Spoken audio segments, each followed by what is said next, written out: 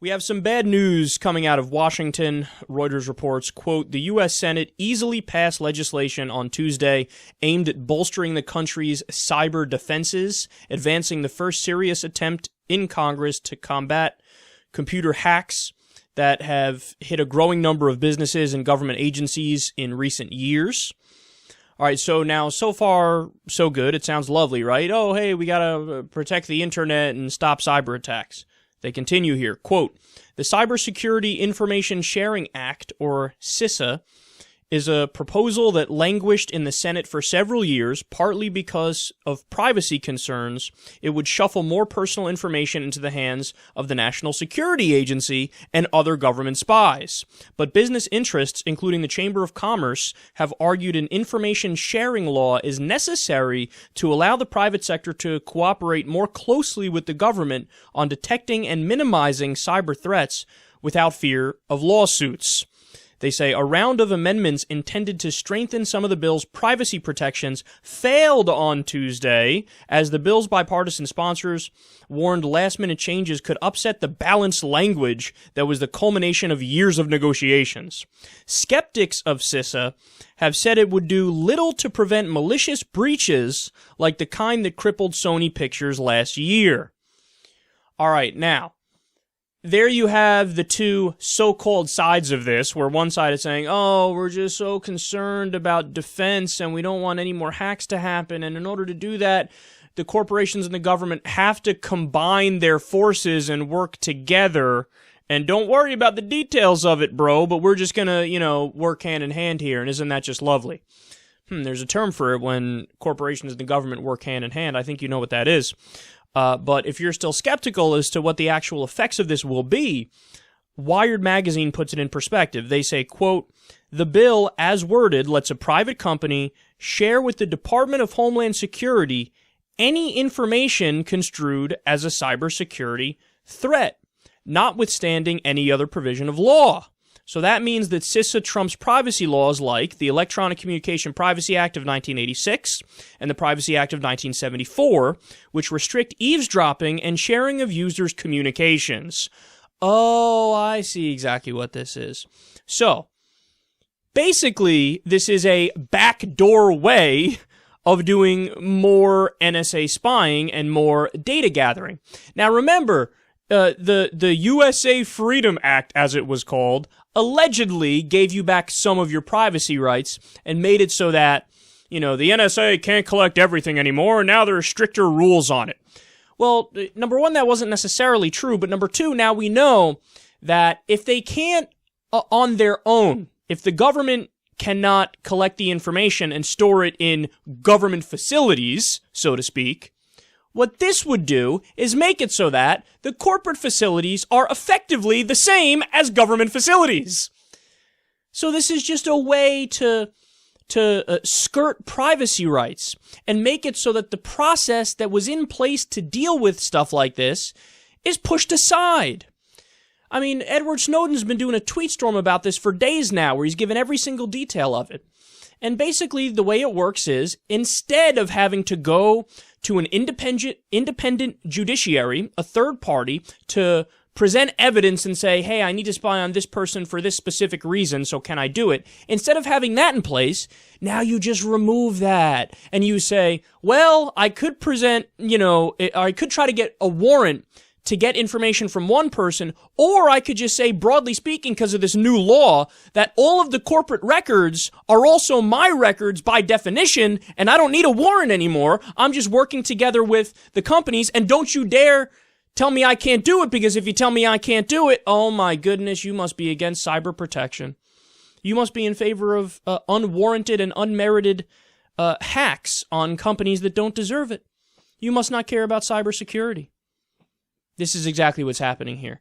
Guys, you have to realize, it's never the case that when a government takes away your rights, they come out and say, we are now going to take away your rights. It's always masked in all kinds of bullshit, like this, where they say, no, this is really about cybersecurity. This is exactly what they did with the Patriot Act. Take out the word cyber and just keep the word security there. They said, oh no, okay, we have to kind of ignore your constitutional rights and due process and habeas corpus and the Bill of Rights and all that. But don't worry about that, because we shouldn't care about that right now, because there's big, bad, scary Al-Qaeda out there, and there's terrorists out there, and they want to kill you, so give me your rights and shut the fuck up. And if you're against me, well, then you must be weak on terrorism. That was the argument that was used, right? And then over time, we learned what? Hey, wait a second. These motherfuckers just took our rights away from us. That's crazy. You can't do that just because of some existential circumstance. The whole idea of rights is that even when those circumstances come up, they are not debatable. That's why they're called rights and not suggestions. And that's why they're not privileges. When the going gets tough, that's when you stick to them more. That's why you don't need free speech protections when people are talking about how apple pie is delicious and they love mother.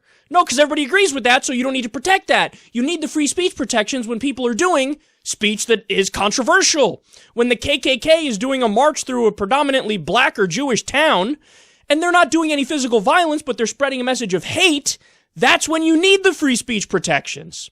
And this is why the ACLU argued on the side of the KKK that time, because they realized the principle is more important than the fact that we disagree with their speech. And it's the same thing for privacy rights.